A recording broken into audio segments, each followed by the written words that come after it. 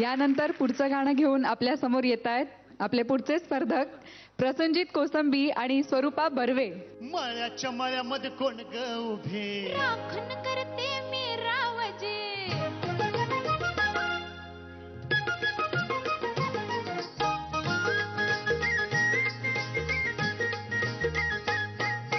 मळ्याच्या मळ्यामध्ये कोण ग उभी राखण करते मी रावजी.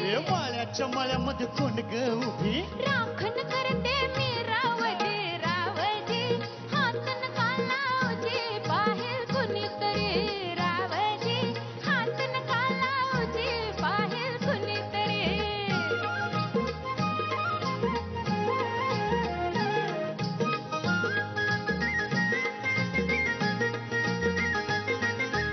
औंदाच गवरीस बाई मी सोळावं गाठलं ग.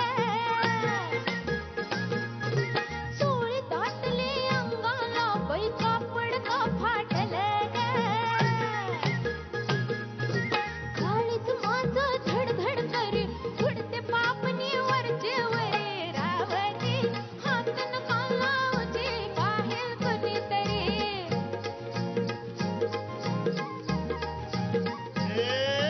नाहर कोमटी तू देखनी ठुसका बांधा टकला मनी. नाहर कोमटी तू देखनी ठुसका बांधा टकला मनी. फुलराणी जीव माझा साजणी गजडला तुझ्यावरे. फुलराणी जीव माझा साजणी गजडला तुझ्यावरे. रावजी हातन कालावजी पाहिल कुणीतरी.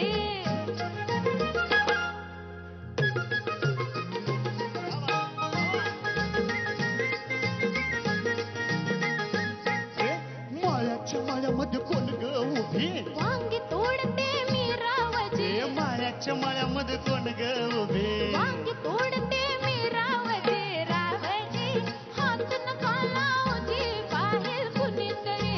रावजी हातन कालावजी पाहिल कुणीतरी.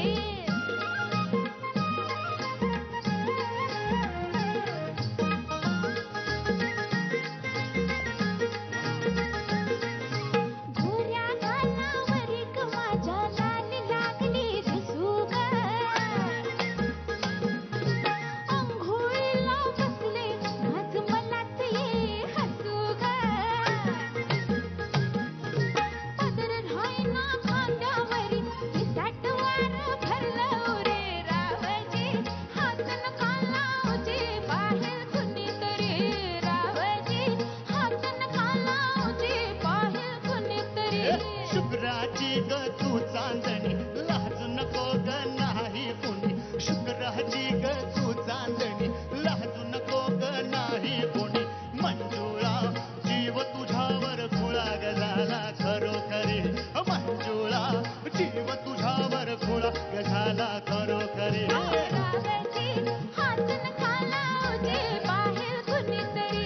रावजी हातन कालावजी पाहिल कुणीतरी.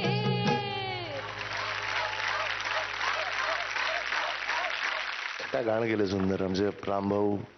काय सुंदर कॉम्पोजिशन आहे. किती छान गिव्ह अँड टेक. आणि अगेन दादा कोंडके ते ग्रेट. सुपर वाटलं रे. मजा आली मला गाणं ऐकून. आज म्हणजे तुम्ही दोघांनी इकडे दोघं जण कोल्हापुरी पहिल्यांदाच एकत्र गायला स्टेजवर. Very good. जेवढा कोल्हापूरकरांना आनंद झाला असेल ना तेवढा सगळ्या महाराष्ट्राला झाला असणार. खूप छान गायलात. Thank you sir. छान वाटलं. इकडे थोडंसं मला उलटं बोलायला लागतं की मगाशी जसं विश्वजित बद्दल बोललो की पण इकडे तू आत्ता म्हणजे तुझ्याकडनं प्रसंजित ही एक्सपेक्टेड होतंच बॅटिंग करणार होम पिच आहे. हिचं अवघड वाटलं होतं मला. तू गायलीच छान. दुसरा अंतरा खूप छान झाला. पहिल्या अंतरामध्ये मला तू येत होतीस जात होतीस. दुसरा अंतरा छान गायलीस. म्हणजे मला दरवेळेला तुझं ते पाहिल खटकायचं. रावजी हात नका लावजी पाहिल कुणी. हा जो पाहिल कुणी हे सेपरेशन आहे त्याच्यातलं पण ते त्यात झटक्यात आलं. पाहिल कुणीतरी त्या झटक्यात आलं पाहिजे ना. त्यामुळे तू मला दरवेळेला तुझा तो पाहिल खटकायचा. हा थाट गायकीचा डिफरंट आहे. त्याच्यात झटक्याबरोबर अप्रोच बरोबर त्या पर्टिक्युलर ॲटिट्यूड बरोबर शब्दांबरोबर त्या सुरांचंही तितकंच महत्व आहे. म्हणजे नुसतंच ऍक्ट करून होणार नाहीये. ऍक्ट खूप छान झालं, ड्रामा चांगला होता, ठसका आवाजातला उत्तम जो मला तर म्हणजे अविश्वसनीय वाटला. खूप छान गायलीस. हे काही गोष्टी ज्या आहेत की ज्या मे बी ते थोडंसं अजून तुझं काय म्हणतात त्याला एक्सपिरियन्स वाढला की तुला तो अंडरस्टँडिंग यायला सुरुवात होईल. प्रसन्नजीत नेहमीप्रमाणे sixer, super. Thank you sir. All the best. By the way तू खूप छान दिसतेस. थँक्यू. माळ्याच्या माळ्यामधलीच वाटते अगदी. वांगी पण आहेत साडीवर. मला आनंद वाटतोय की तू हे गाणं निवडलं आणि गायलीस आणि ते पेललंस छान. तुझं आता वय काय एक्झॅक्टली? 18. मी तुला का असं विचारलं माहितीये, तू आता गाणं ऐकते आणि ते गायचा प्रयत्न करते. आता मी तुला सांगेन तू तुझ्या गळ्याचा अभ्यास कर. ओके. तू आता खूप गाण्यात होतीस पण इथून तू देत होतीस पण इथल्या काही फ्रिक्वेन्सीज आहेत त्या येत नव्हत्या, त्यामुळं मजा येत नव्हती. अदरवाईज मला तू हे गाणं निवडलंस आणि सादर केलंस ते खूप आवडलं. थँक्यू. आणि प्रसन्नजीत तू खंगरी गायलास, म्हणजे खतरनाक गायला तू. थँक्यू. टोपी बिपी लय भारी. मला भीती वाटत होती पडेल की काय, कारण त्यामुळे जरा कमी मुवमेंट्स केले. गाणं पडत नाही ना ते महत्वाचं. पण मी तुझ्या बाबतीत बोलतोय, जे आत्तापर्यंत मला वाटत होतं ना या दादा कोंडकेंच्या गाण्यामध्ये किंवा या गाण्यामध्ये पर्टिक्युलरली ज्या पद्धतीने व्हॉल्यूम किंवा आवाजाचा ज्या पद्धतीने असा वापर केला ना ते तू खूप छान केलंस. खूप छान. आज या गाण्याचे गायक जयवंतजी आपल्यात नाहीच. तो आपला अत्यंत ती आपण कमनशिवान आहोत त्या बाबतीमध्ये. ते आपल्याला फार लाभले नाहीत. पण त्यांची गायकीची जी एक पर्टिक्युलर जो काही तो ढंग होता जो त्यांनी दादांसाठी वापरला, मला नाही वाटत ते कुठे शिकवलं पण नाही जाईल. म्हणजे ते कोणाला सांगता पण नाही येणार की त्या कंपोजमध्ये त्यांनी गायल्यानंतर किती फरक पडतो. कारण मला सूर दिले जरा 2 मिनिटं. मळ्याच्या मळ्यामध्ये कोण ग उभी, हे गाणं आहे. मळ्याच्या मळ्यामध्ये. आता हे तुम्ही कसं शिकवणार यार, कोण ग उभी.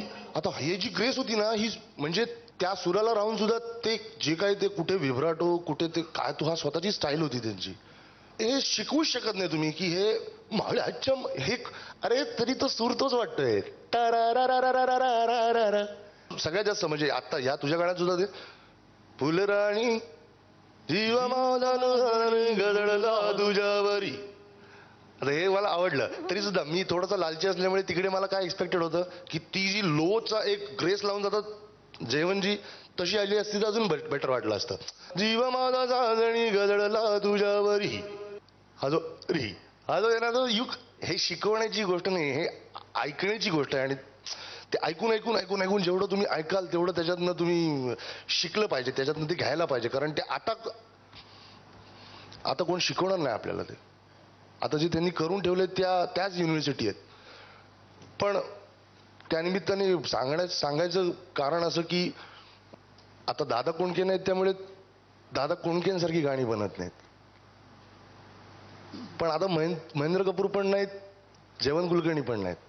पण ती गायकीचा जो थाट होता तो निदान महाराष्ट्रातल्या आपल्या कोणी मुलांनी अडॉप्ट केला तर आपल्याला कुठे कुठे त्याचा यूज पण करता येईल. बिकॉज ती गायकी अजरामर होती, ती स्टाईल अमेझिंग आहे.